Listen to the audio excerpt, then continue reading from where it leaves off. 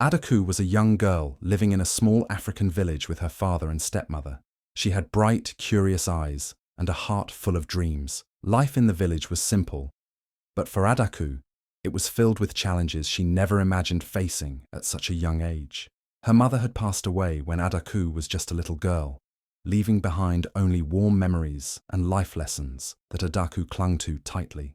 Her mother had always been gentle and full of love, telling beautiful stories that filled Adaku's heart with joy. After her mother's death, her father, Obinna, remarried a woman named Neka, hoping to bring stability back to their household.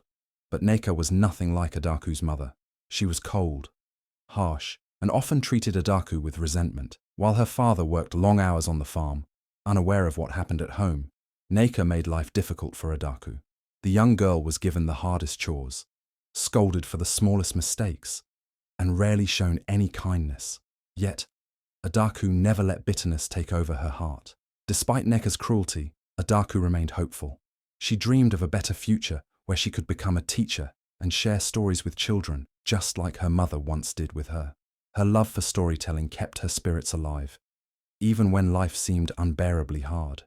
Adaku's journey was only beginning, one filled with trials, courage, and the determination to rise above every challenge life placed in her path. Every morning, before the sun rose over the green hills of the village, Adaku was already awake. The cold morning air bit at her skin, but she didn't complain. Her day always began with hard work. She fetched heavy pots of water from the stream, swept the dusty yard until it was spotless, and helped Neka in the kitchen, though her stepmother barely acknowledged her efforts. By the time other children were waking up, Adaku's hands were already tired, but she kept pushing forward. While working, Adaku often escaped into her own world of imagination. As she washed clothes by the river or weeded the small garden behind their hut, she created stories in her mind, tales of brave girls who overcame impossible challenges and found happiness. These stories gave her strength, filling her heart with hope even when life felt difficult. Despite the hard labor and Neka's harsh words, Adaku carried big dreams inside her. She wanted more than the life she knew. She wanted freedom, joy, and a chance to be someone who mattered. She wished to share the stories running wild in her heart with others, to see smiles on faces instead of scorn. But those dreams seemed far away. For now, Adaku had to endure the life she was given, finding beauty in small things, the laughter of children playing in the distance, the songs of birds as she worked, and the endless stories that filled her mind like bright stars in a dark sky. Even when her hands were rough and blistered, Adaku never let go of her hope for a better life. And though no one knew it yet, her journey was just beginning. Life had plans for Adaku, plans that would be filled with struggles, triumphs, and the courage to rise above everything holding her back. Neka's cruelty was like a shadow that followed Adaku everywhere, dark and heavy. From the moment Adaku woke up, Neka found ways to make her life difficult. She never spoke a kind word, only sharp commands and harsh insults. "You are useless, just like your dead mother," Neka would hiss whenever Adaku was slow to finish a task. The words hurt more than the blisters on her hands from scrubbing pots or carrying firewood. While other children played and laughed in the village, Adaku's days were filled with endless chores. Neka made sure Adaku always did the hardest jobs, fetching heavy pots of water from the farthest part of the stream, bending under the hot sun to weed the garden, and scrubbing the clay floors until they gleamed. Even when Adaku's small body trembled with exhaustion, Neka showed no mercy. "You'll work until you learn to be useful," she spat. But perhaps the worst punishment was hunger. After long hours of grueling work, Adaku would return to the kitchen, her stomach growling with hope for a warm meal. Yet, Neka would barely spare her a glance. While her stepmother and children sat at the table, eating bowls of steaming yam porridge or sweet plantains, Adaku was told there was nothing left for her. On some days, Neka would toss her a cold, dry piece of bread or a handful of leftovers, not even enough to fill her small belly. Adaku ate in silence, swallowing not just the food, but also the tears she refused to let fall. There were times when the hunger became unbearable, making her legs weak and her hands shake as she worked. Still, Adaku never complained. Her pride kept her strong. She remembered her mother's gentle voice telling her stories about brave women who faced impossible challenges and never gave up. Adaku held on to that courage, even when Neka's cruelty tried to break her. One day, after a particularly long day of work, Neka assigned Adaku an impossible task: to carry a large bundle of firewood twice her size from the forest. Adaku's knees buckled under the weight, and she collapsed on the dusty path. Instead of helping, Neka stood over her with a scornful laugh. "Look at you, weak and worthless," she mocked. "You'll never be anything." But Adaku didn't believe her. As she wiped the dirt from her face and gathered her strength to stand again, she made a silent promise to herself. One day, she would prove Neka wrong. One day, she would rise above this life and find her own happiness, far away from cruelty and pain. Neka's greed had no limits. As she watched Adaku grow into a strong and graceful young girl despite the hardships, bitterness brewed in her heart. She despised Adaku's resilience and the silent pride she carried. Neka saw Adaku as nothing more than a burden, someone who took up space and ate food she did not deserve. But one day, a wicked idea crept into Neka's mind, an idea that promised both wealth and the chance to be rid of Adaku forever. In a neighboring village, there was a wealthy but notoriously cruel man known as Master Okeke. He was feared by many, but his riches made him powerful. Okeke often bought young girls to work in his household, treating them more like property than people. When Neka heard that he was looking for another servant, she saw an opportunity. If she sold Adaku to Okeke, not only would she be free of her stepdaughter, but she would also gain enough money to live comfortably. But convincing Obinna, Adaku's father, was not easy. Obinna loved his daughter, though he was often too preoccupied with work to see how poorly Neka treated her. So Neka carefully crafted a lie. One evening, as they sat outside their hut, Neka spoke in a sweet voice, pretending to care for Adaku's future. "Obinna," she began, "I have been thinking about Adaku. She is a smart girl, but there is no future for her here in this small village. Master Okeke is a rich and respected man. He has offered to take her in, give her a better life, and teach her valuable skills." Obinna looked uncertain. "Okeke, I've heard stories about him. He's not a kind man," he said, worry etched on his face. Neka forced a smile, hiding the darkness in her heart. "People gossip, but think about it. She will live in a big house, wear fine clothes, and have opportunities she could never dream of here. Don't you want the best for your daughter?" Neka's words dripped with false concern, but Obinna, weary from the burdens of life, slowly began to believe her. "I just want her to be happy," Obinna said with a heavy sigh. "Trust me," Neka lied smoothly. "This is the best thing for her." That night, while Adaku slept peacefully, unaware of the storm brewing over her life, Neka sealed the deal with Master Okeke. She accepted the payment without a second thought, her eyes gleaming with greed. The wheels of betrayal had been set in motion, and Adaku's simple dreams of peace and happiness were about to be shattered by a journey filled with unimaginable hardship.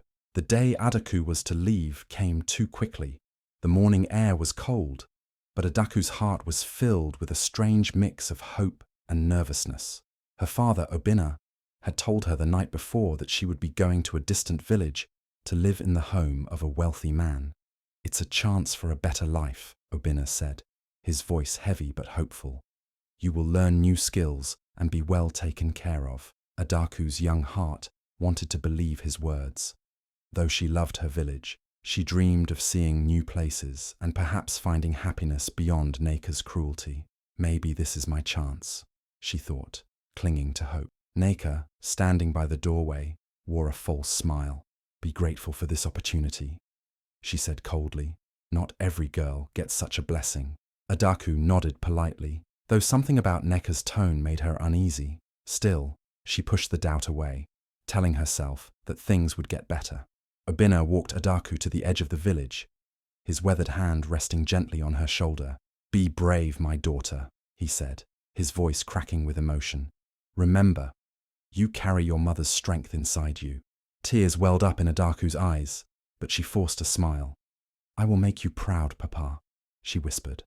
The farewell was quiet, but heavy with unspoken feelings. Villagers watched from afar, some murmuring their surprise that Adaku was leaving. She hugged her father tightly, her small frame trembling against his strong arms. "I'll come back one day," she promised, even though she wasn't sure what lay ahead.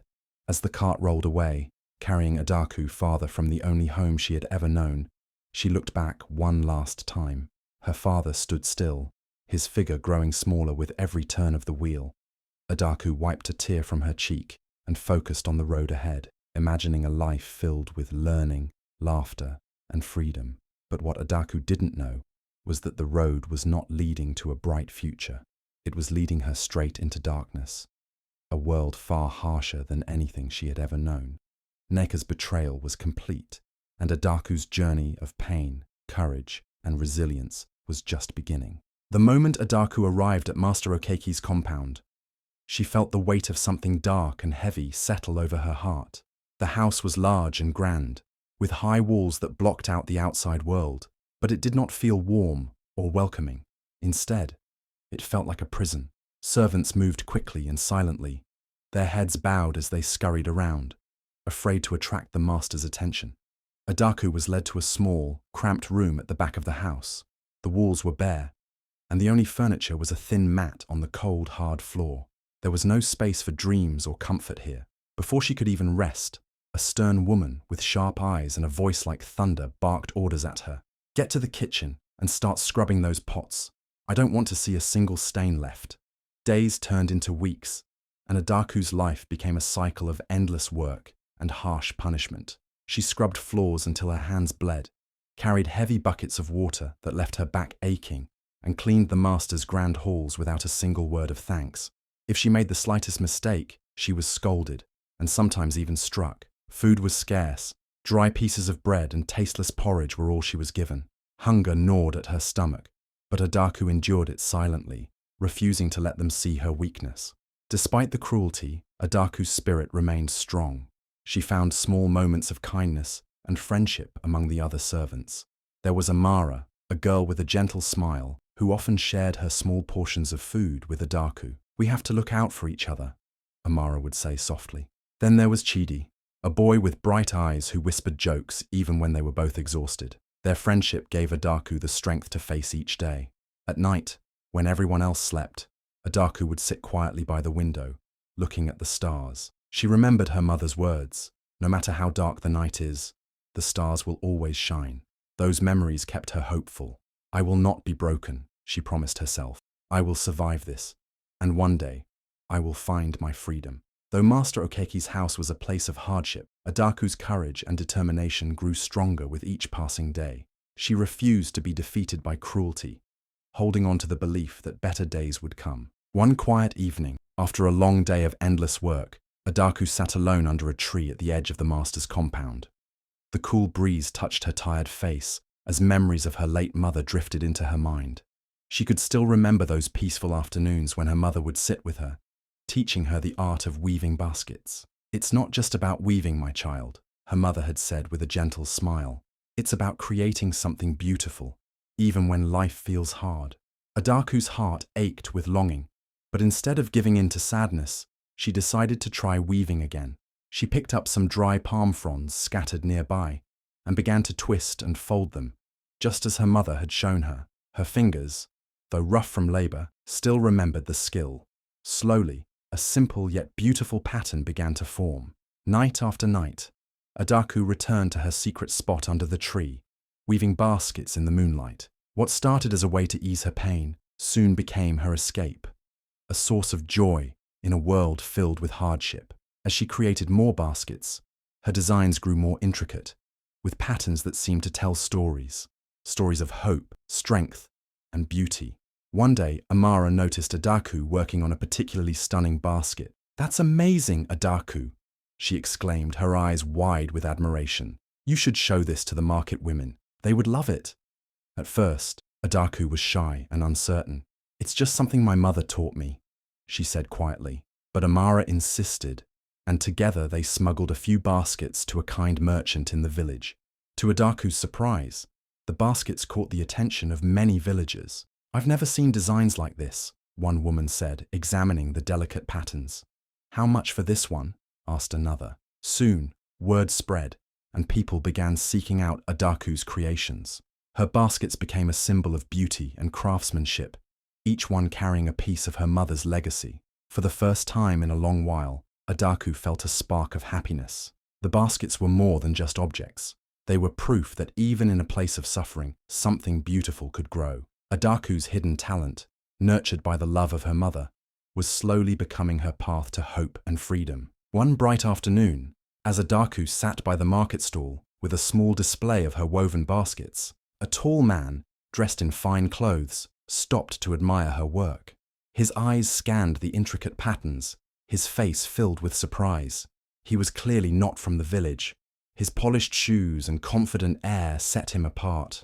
Adaku, sitting humbly on a mat, lowered her gaze, unsure of what to expect. "Who made these?" the man asked, picking up a basket with swirling patterns that seemed to dance across its surface. "I did," Adaku replied softly, her voice steady but humble. The merchant's face lit up with admiration. "These are incredible," he said. "I've never seen designs like this, even in the big city markets." Adaku's heart skipped a beat. No one had ever praised her work like that before. "Would you be willing to sell more of these to me?" he asked. "I can pay a good price and take them to the city." Adaku hesitated. The idea of someone taking her humble creations to a place as grand as the city felt unreal. I can try," she said, her voice trembling with both excitement and disbelief.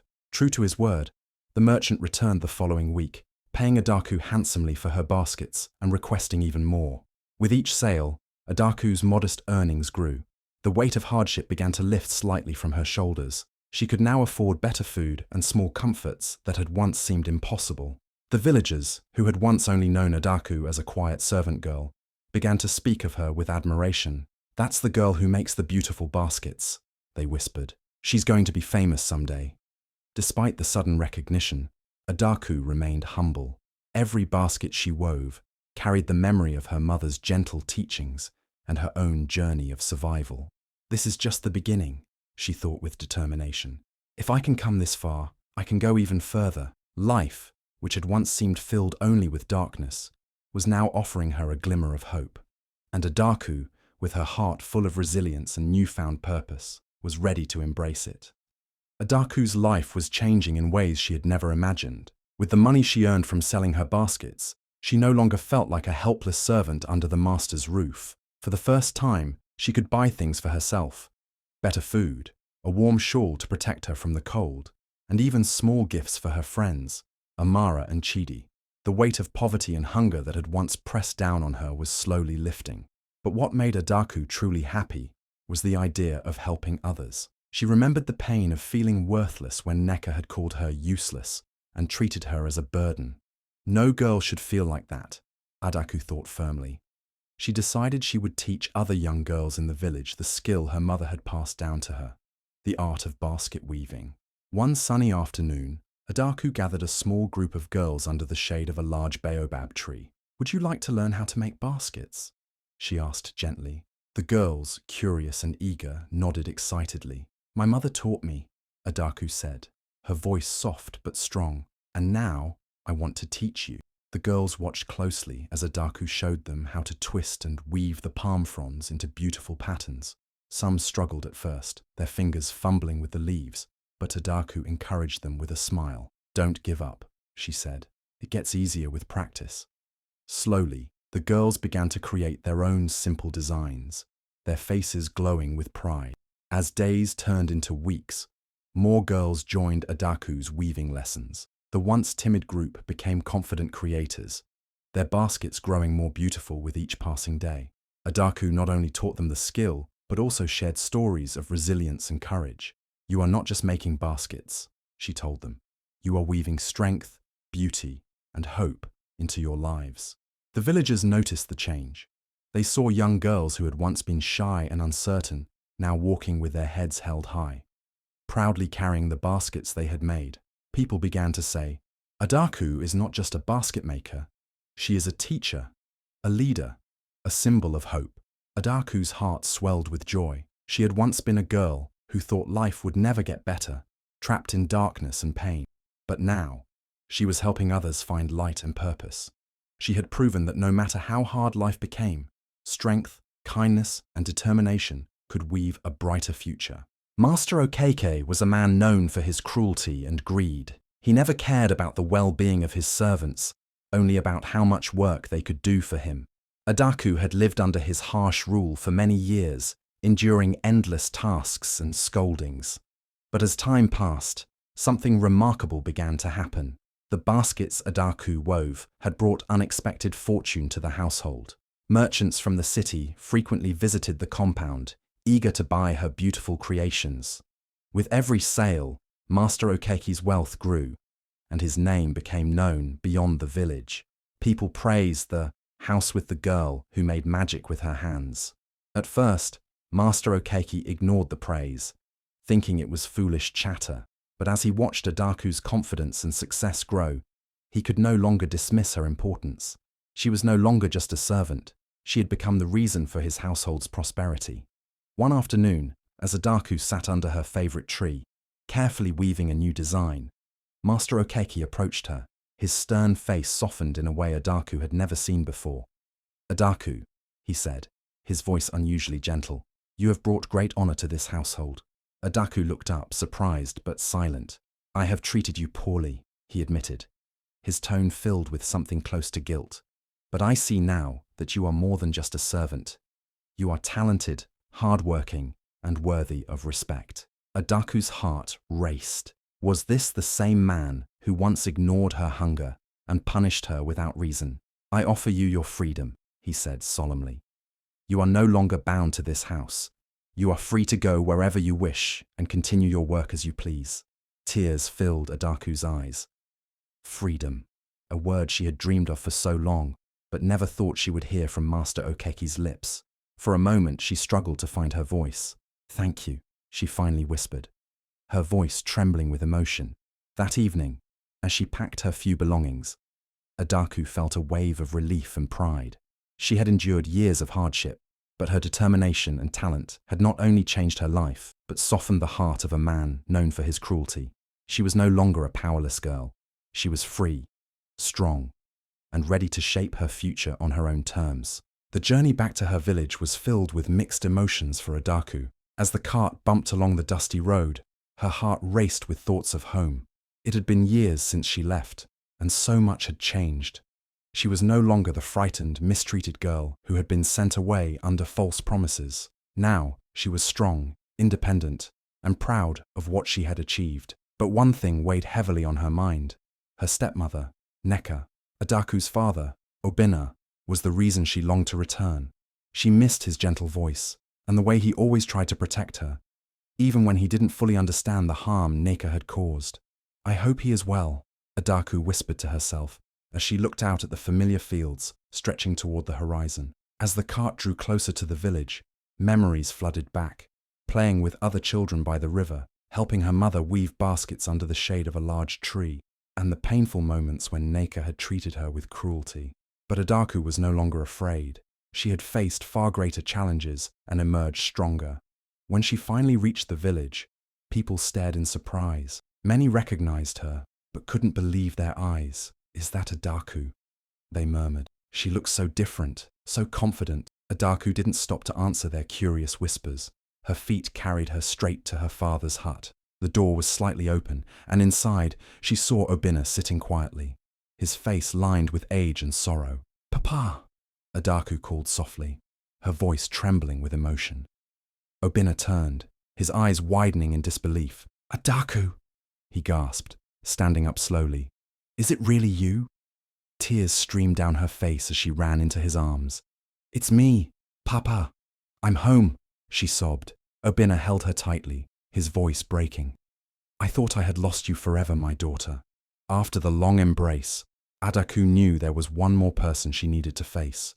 Neka. She would not return as a victim, but as a woman who had overcome everything meant to break her. This was her moment to share her story and reclaim her place in the home she had once been forced to leave. The sun was setting as Adaku stood outside the hut where Neka was cooking. The smell of boiling herbs filled the air, but Adaku's heart was focused on the weight of the moment. She had returned stronger, wiser, and filled with stories of hardship and triumph. Now, it was time to face the woman who had once made her life a living nightmare. Neka looked up from her pot when she heard footsteps. Her eyes widened in shock when she saw Adaku standing there, tall and confident, no longer the timid girl she had mistreated. For a moment, neither of them spoke. The air was thick with tension. "So, Adaku began, her voice steady but firm. You didn't think I would return, did you?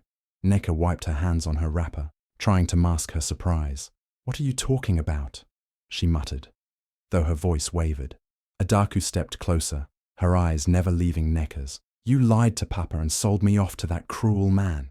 You told him it was for my good, but we both know the truth. It was for your own gain. Her voice trembled with emotion. Do you know the suffering I endured because of you? The hunger, the beatings, the endless work, but I survived. I fought through it all, and I made something of myself. Neka's face paled as guilt washed over her. She had never expected to see Adaku again, let alone hear these powerful words. I didn't mean for things to get so bad, she stammered, avoiding Adaku's piercing gaze. I was jealous, foolish. I don't know what came over me. Adaku's chest tightened. Jealous. Of what? A child who had lost her mother, a girl who only wanted love and a family. Tears welled in her eyes, but she refused to let them fall. You hurt me, Neka, but I've grown stronger because of it, and I'm not here to seek revenge. I just want you to understand the pain you caused. Neka's shoulders slumped, and for the first time, Adaku saw something that resembled remorse. I was wrong, Neka admitted quietly, her voice breaking. I was bitter and selfish. I can't change the past, but I'm truly sorry, Adaku. Silence hung between them, heavy but healing. Adaku took a deep breath, releasing years of hurt. I forgive you, she said softly, though it wasn't easy. Not for your sake, but for mine. I refuse to carry this pain any longer. Neka's eyes filled with tears as she nodded. Thank you, she whispered. Adaku turned to leave, her heart lighter than it had been in years. She had confronted her past and reclaimed her voice. The scars Neka had left would never completely fade. But Adaku knew she was free now. Free to live a life filled with strength, hope, and peace. In the days that followed their emotional confrontation, a quiet change began to settle in Adaku's home. Neka, once bitter and cold, seemed softer and quieter. She no longer barked orders or looked at Adaku with disdain. Instead, she often sat quietly, deep in thought, as if reflecting on the pain she had caused. One evening, as the family gathered around a small fire for dinner, Neka hesitated before speaking. Adaku, she said softly, I know words are not enough to erase what I did to you, but I want you to know that I'm truly sorry. Her voice trembled with sincerity. If you let me, I want to make things right. Adaku looked at her stepmother, seeing not the cruel woman of her past, but a person who was genuinely trying to change. For a long time, Adaku had carried anger like a heavy stone in her heart. It had weighed her down through every struggle and victory. But now, she realized that holding on to that anger would only keep her trapped in the past. Letting it go was the only way forward. I forgive you, Neka, Adaku said gently, though tears filled her eyes. I don't want to live with bitterness. We can't change what happened, but we can choose to move forward. Neka's eyes widened in disbelief, and then tears streamed down her face. Thank you, Adaku, she whispered, her voice breaking. I promise to be better. For you and for our family. Obinna, who had listened silently, smiled for the first time in a long while. This is what I prayed for, he said with a sigh of relief. Peace in our home. From that day, Neka made every effort to show kindness and support to Adaku. She helped gather palm fronds for basket weaving and even encouraged the young girls Adaku taught. The village noticed the change and spoke of how the family had healed despite the pain of the past. Adaku's heart grew lighter with every passing day. Forgiving Neka didn't mean forgetting the hurt, but it allowed her to reclaim her peace and happiness. Together, they rebuilt their family on a foundation of forgiveness, understanding, and love. Proof that even the deepest wounds could heal when hearts were willing. Adaku's journey of pain, survival, and triumph was now known across the village. She was no longer just a girl who had once been mistreated. She was a symbol of strength, hope, and kindness. With her freedom and newfound success, Adaku knew it was time to do something meaningful for her community. One bright morning, she gathered the women of the village under the large baobab tree, just like she had once gathered the young girls to teach them weaving. Some women were hesitant, unsure why Adaku had called them. Others were curious, eager to hear what she had to say. Adaku stood confidently before them, her voice clear and warm. "I was once a girl who thought life would never get better," she said. "But weaving changed my life. It gave me a way to stand on my own feet. And now, I want to share that gift with all of you." The women listened closely as Adaku explained her idea, a weaving cooperative where they could learn to make baskets, sell them at the market, and earn money for themselves and their families. "We can work together," Adaku said passionately. "We can support each other and build a better future." Slowly, smiles spread across the women's faces. Many of them had struggled for years to feed their families, depending only on their husbands' small earnings. The thought of being independent filled them with hope. Under Adaku's guidance, the cooperative flourished. Women who had once felt powerless now wove beautiful baskets with pride. They learned how to negotiate prices at the market, gaining respect from merchants and villagers alike. The sound of laughter and chatter often filled the weaving sessions as friendships blossomed. Adaku's name became a symbol of empowerment. Mothers told their daughters, "You can be strong like Adaku." She turned her pain into purpose. Visitors from neighboring villages came to learn from her, inspired by the success of the cooperative. Despite her success, Adaku remained humble. "This is not just about baskets," she would say. "It's about building a life where women can stand proud and free." Through her kindness, resilience, and forgiveness, Adaku changed not only her life, but the lives of countless others. Her legacy was a story of strength and hope, proof that even the darkest times could lead to a brighter, beautiful future. Adaku's life had been a journey filled with pain, courage, and triumph. She started as a lonely, mistreated stepdaughter, carrying the weight of sorrow and injustice. Her stepmother's cruelty had forced her into a life of hardship, and there were moments when Adaku felt as though she would never escape the darkness. But Adaku never gave up. Through her resilience and determination, she found strength where others might have broken. Her talent for weaving, a gift from her late mother, became the thread that stitched together a better future. What was once a symbol of simple survival became a tool for independence, success, and joy. More than that, Adaku showed the world the power of forgiveness. By choosing not to carry bitterness in her heart, she found peace and healing. Her courage to forgive Neka opened the door for love and reconciliation within her family. Adaku's journey was a lesson for everyone who knew her. She had proven that life, no matter how difficult, could take unexpected turns toward happiness and fulfillment. Her transformation from a mistreated girl to a respected community leader was a story of hope. Today, women across the village speak of Adaku as a symbol of empowerment and inspiration. They remember not only her baskets, but also her heart, the heart of a girl who refused to be defeated and who chose kindness over anger. Adaku's story teaches us all that even when life seems unfair, strength, forgiveness, and courage can weave a future more beautiful than we could ever imagine.